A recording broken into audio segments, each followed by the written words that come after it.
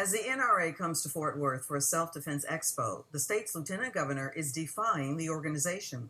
Dan Patrick says he's interested in regulation when it comes to private gun sales. He believes background checks are needed when guns are sold person to person, just like retail sales. Fox 4's Alex Boyer in now with more on that and the convention being held in Fort Worth. Alex. Hi, Clarice. Well, this NRA Expo was planned months before the back-to-back mass shootings in Texas. Now, gun owners I spoke to say they're tired of the political rhetoric surrounding gun control. Some even oppose Governor Abbott's new executive orders aimed at preventing future shootings. A lot of people use them for personal protection. At the NRA Personal Protection Expo in Fort Worth, the topic of gun laws and restrictions are in many people's minds. We need to leave it alone, in my opinion.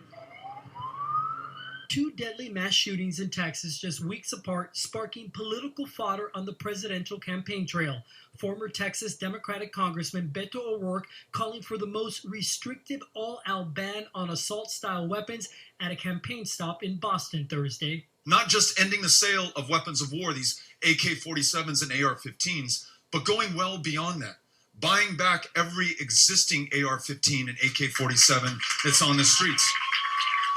The NRA, not surprisingly, strongly opposes such a proposal as massively overreaching. I do think it's unfortunate that when tragedies happen, immediately we're pointing toward Americans who just want to defend themselves and just want to make sure that they can keep themselves and their families safe. After the El Paso and Dayton mass shootings, a Fox News poll found 2/3 of registered voters, a majority of them Democrat, now favor banning assault-style weapons, and 90% want more comprehensive background checks. I wrote this book basically to try to educate people. Nikki Goeser is skeptical. I think bad guys don't follow the law.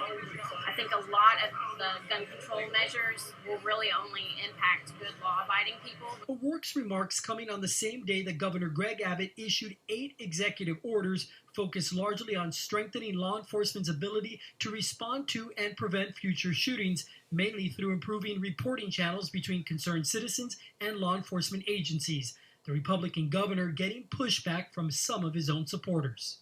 It almost looks a little bit like a little bit of red flag stuff that they're somehow kind of slipping in with executive orders. I never thought that Abbott, of all people, he's one of our greatest champions of concealed carry for obvious reasons. And Garrett Martin, who you just heard from, tells me that putting restrictions on private gun sellers like the lieutenant governor is proposing would only serve to stop lawful people from selling guns. He says without putting any new laws in place, a private gun owner could still pay a fee for a prospective customer to go into a gun store and get that background check.